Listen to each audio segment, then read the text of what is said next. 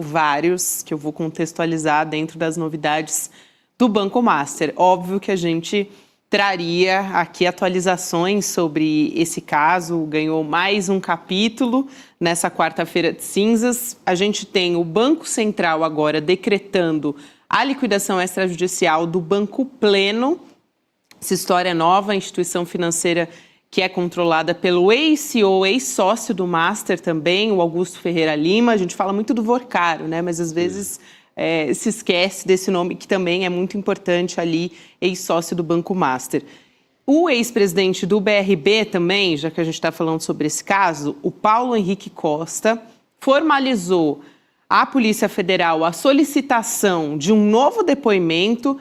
Então, são duas coisas separadas, tá? E eu ainda vou trazer mais uma aqui para a gente discutir todos esses desdobramentos. Nesse caso, a defesa esclareceu que a iniciativa não tem relação com um eventual pedido, um eventual acordo, melhor dizendo, de colaboração premiada.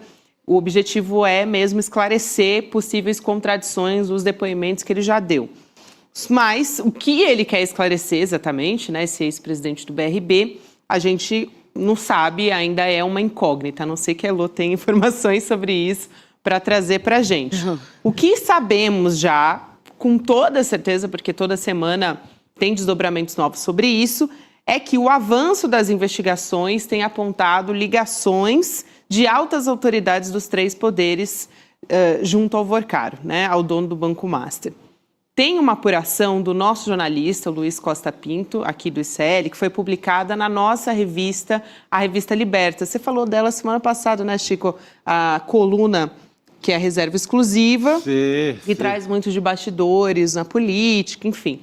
O Luiz Costa Pinto trouxe essa apuração e, a partir do desdobramento dela, o Ministério Público, junto ao Tribunal de Contas da União, pediu a abertura de um processo para identificar autoridades federais que teriam participado de uma festa, ou melhor, de festas, né? Foram várias, na casa de veraneio do Daniel Vorcaro, em Trancoso, na Bahia.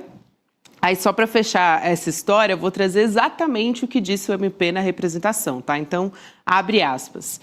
Esses eventos, denominados Cine Trancoso, teriam contado com a presença de altas autoridades dos três poderes da República, incluindo integrantes do Poder Executivo do governo anterior, membros do mercado financeiro, da política e do meio jurídico. Esse envolvimento de autoridades pode representar um risco sistêmico para a confiança nas instituições públicas. Fecha aspas para essa representação do Ministério Público, Elô. Pois é, e não foi só isso, né, Gabi? Não eram nem só festas em Trancoso, tinha festa em Lisboa, tinha after party, a festa depois do evento daquele Gilmar Palusa, né, em Lisboa. Então teve muita coisa acontecendo e a gente já sabe que muitas dessas festinhas foram filmadas, claro.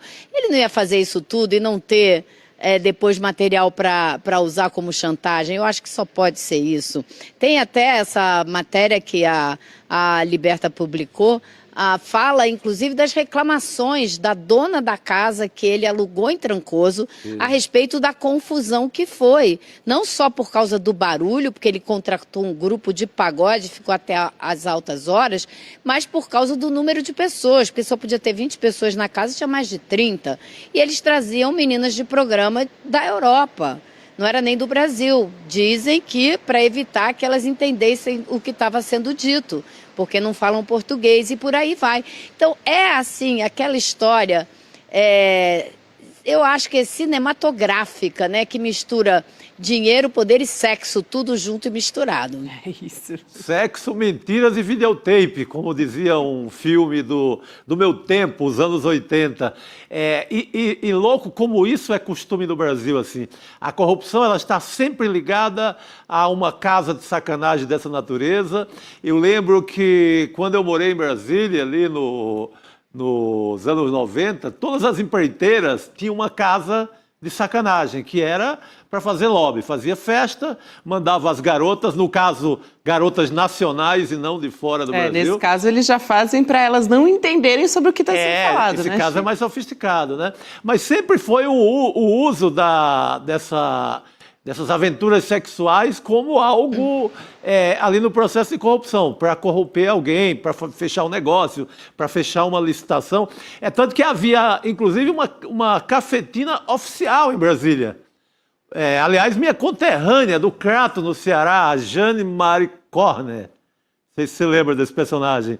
E ela estava assim, todos os escândalos tinham um pouco dessa cafetina oficial, porque ela sabia muitos bastidores. Os segredos da República todo. Verdade. Então, é como essa farra, esse cine trancoso, como chamou a nota do Lula Costa Pinto, né? É como esse caso aí. Esse caso, o que ele revela como o Vorcaro, né, pegava as autoridades dos três poderes e levava para o litoral baiano, querendo se promover, querendo mais poder, querendo ter intimidade e lucro com essa história. Porque não é assim, não, o Vorcaro é bonzinho, vai fazer uma festa para a moçada. Não é isso, é o interesse claro, direto. Bonzinho com o uísque mais caro que existe no mundo, com as garrafas de vinho mais caras que existem no mundo, não é favor.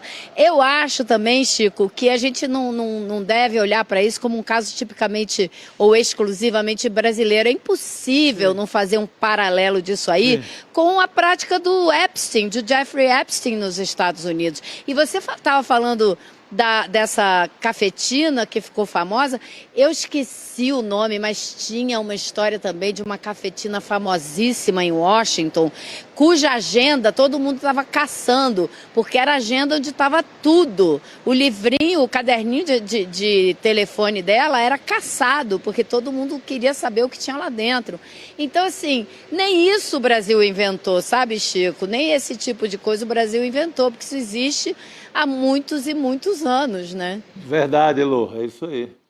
Até, Chico, você citou essa personagem, né, a Jane Marie Corner, ela ficou muito conhecida em 2005, né, a CPI dos Correios. Dos Correios, exatamente. Então, realmente, assim, conhecedora e rolou o nome dos deputados que tinham alguma história, algum envolvimento com as garotas da minha conterrânea aí do Crato. Pois é, Chico. Exato. Então, essa história eu acho que ainda vão ter... Acho não, né? Com certeza a gente vai trazer novos desdobramentos, mas não vamos ter uma Jeane dessa vez para contar, porque... Mas tem muito família conservadora aí que deve estar, meu Deus do céu, no suspense. Será que meu maridão estava lá ou não? Isso com certeza. Com certeza. É verdade, Chico. Só não vai ter ninguém para contar essa história do lado delas, né, dessas trabalhadoras, porque foram contratadas ali minuciosamente, assim, escolhidas a dedo, justamente por não falar o idioma e não ficar por dentro dessas Mas sempre tem reuniões, sempre tem uma poliglota nessas histórias, então é melhor não confiar. Agora, eu acho muito engraçado... Exatamente, eu não botava a mão no fogo, não. Tudo pode acontecer ainda. Exato, exatamente, Elô, também. Mas eu acho muito curioso, assim, até acho engraçado, né? As pessoas que ficam chocadas com essa situação. Porque, gente, é o que mais rola em Brasília, sabe? Para mim, me choca um total de zero. A gente fala das decisões dos grandes jantares, essa é só uma variante desses grandes jantares, né? São só... Essas festas acontecem o tempo inteiro, gente. Porque eles estão lá defendendo, muitas vezes, a família tradicional brasileira, né? Nos palanques. O que pega é essa hipocrisia, né? Mas, em off, a gente sabe que é isso que acontece, né? É uma hipocrisia, no fim das contas. Total. A hipocrisia que não dá. É isso aí. Família tradicional brasileira. Mulher, amante, cachorro, papagaio, todo mundo junto. Todo mundo. Ai, olha... Vai render muito ainda, vai render muito essa história dessas festas aí do Vorcaro. Elô, vou trazer um outro assunto aqui para repercutir contigo, que era algo que já estava se esperando, a gente ainda não sabia se ia ter um veto total ou parcial. O presidente Lula sancionou hoje parcialmente aquele projeto dos penduricalhos. Vocês lembram da história que previa reajuste salarial para as carreiras da Câmara, do Senado e do Tribunal de Contas da União? E o que vetou? Esse é o ponto importante, né? Os trechos que previam aumentos salariais graduais para os anos de 27, 28 e 29, então os próximos 3 anos, o pagamento retroativo de despesas permanentes e a criação de uma licença compensatória que poderia ser convertida em dinheiro, gerando valores que poderiam ultrapassar muito o teto salarial do serviço público, que hoje é de cerca de R$46 mil por mês.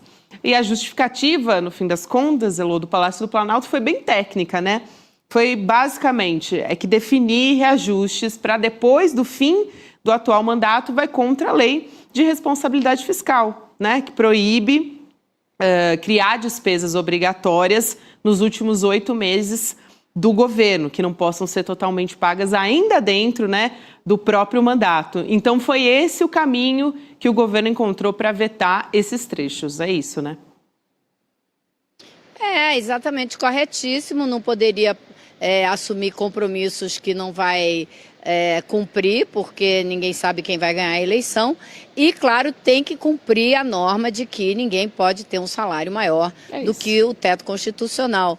Então, o governo agiu exatamente dentro da lei, permitindo a recomposição salarial que era passível de ser permitida. Porque, claro, você tem que considerar que você tem aí, sei lá, 8 mil funcionários na Câmara dos Deputados, ou é no Senado, uma das duas casas, outro dia eu chequei esse número, e dentro desse número aí, várias pessoas têm recomposição a ganhar, tem salário atrasado para ser recomposto, beleza. O que não pode é o tipo de penduricalho que eles estavam tentando criar para aumentar o salário e passar do teto constitucional. Então isso o presidente acertadamente vetou, e vamos ver qual vai ser a reação dos presidentes da Câmara e do Senado que aprovaram esse absurdo, né? Hoje a gente já pediu reação deles, mas por enquanto ninguém abriu a boca para dizer o que vai fazer, ou se vai fazer alguma coisa, se vai ficar por isso mesmo. Quero ver se o Hugo Mota e companhia terão a ousadia de derrubar esse veto. Porque aí vai ficar escancarado, né? Quero ver derrubar um veto permitindo a festa dos fura-tetos, né? Os que vão ter salários acima dos 46 mil, que é o salário de um ministro do STF. É isso aí. A gente ainda vai acompanhar a história agora, vendo como é que vai ser a reação dentro do Congresso, na Câmara dos Deputados. Mas, Chico, já adianta bem aqui, Elô, não sei até que ponto, se bem que tem colocado a mão no fogo em alguns casos, né? Ainda flertando com a anistia em alguma medida, mesmo em ano eleitoral, a essa altura do campeonato, querer, assim, morrer abraçado junto com o Bolsonaro na papudinha é algo, assim, impressionante, né?